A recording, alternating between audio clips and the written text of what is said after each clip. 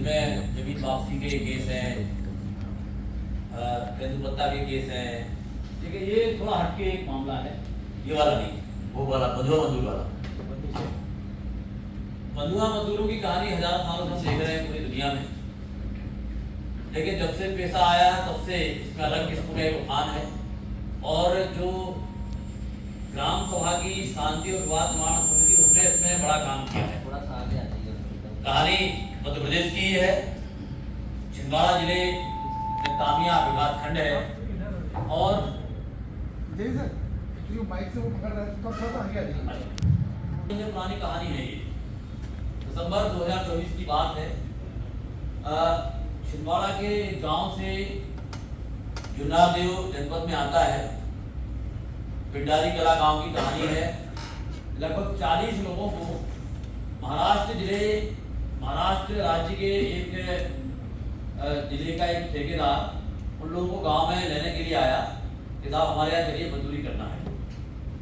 उनको किसी तरीके से उसने तैयार किया, मेंटली प्रिपेयर किया और कहा कि हम आपको प्रतिदिन लगभग 400-450 रुपये मजदूरी का देंगे।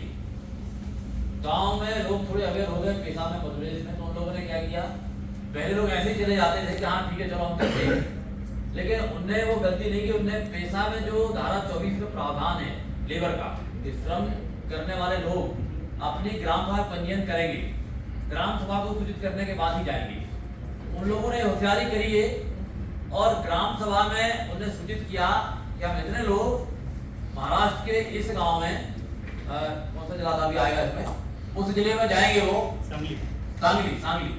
सांगली में व्यक्ति लेके गया वो, और उन लोगों ने गांव के पंजीयन रजिस्टर में एंट्री कर दी थी, इस तारीख को इस व्यक्ति के साथ इसका ये आधार कार्ड है, ये मोबाइल नंबर है और इस काम के लिए हमें ले जा रहा है। तो जब उसको ले गया वो, तो कुछ दिनों बाद उसने शोषण करना शुरू कर दिया। पहला हफ्ता ठीक ठाक रहा, उसके बाद उसने उनको राशन पानी देना बंद कर दिया। मजदूरी तो दे ही रहा था शुरू से, वो उसने कहा दे देंगे करते करते लगभग 1.5 महीना निकल गया। तो उसमें से 4-5 लोग किसी तरीके से पक्के आ गए, और जो स्थान था उसका सांगली में, वो सड़क से बहुत दूर था। तो कुछ लोगों ने भगने का प्रयास किया, उसने फिर से उनको पकड़ के वहां रख दिया और धमकी दी कि अगर भगे तो मारेंगे। फिर भी बड़ी मुश्किल से 4-5 लोग उसमें से भगे और उन्होंने आगे ग्राम सभा की शांति समिति को बताया। ग्राम सभा में बताया तो ग्राम सभा के लोगों ने थाने में जाके पुलिस को सूचना दी, और लोकल में रश्मि मैडम जनपद सीओ थी वहां पे। रश्मि मैडम से उसने कहा, तो रश्मि मैडम ने तत्काल प्रयास किया, एसपी से बात करी, और इस तरीके से 4-5 दिनों में माहौल तैयार हो पाया।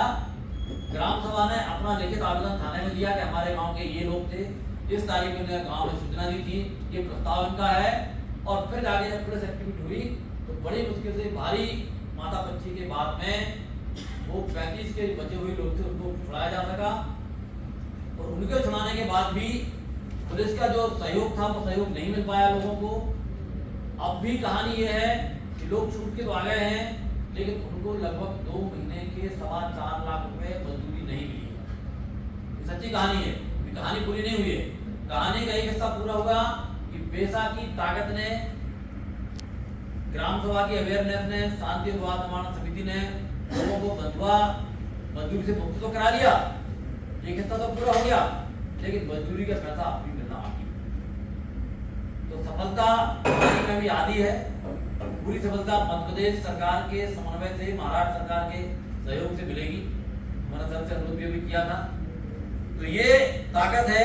और ये जो धारा 24(1) है पेशा की, वो धारा 24(1) में स्पष्ट प्रावधान है कि ग्राम सभा की ये ड्यूटी है उस समिति के माध्यम से कि वो प्रत्येक व्यक्ति जो भी गांव में श्रमिक है, मजदूरी करता है, उसका विधिवत पंजीयन करे, वो कहाँ जा रहा है, किसके साथ काम कर रहा है, उसकी शर्तें सुनिश्चित कराने में मदद करे ताकि उसका शोषण ना हो।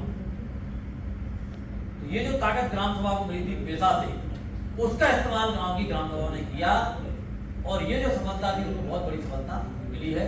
और ये पेशा की ताकत है।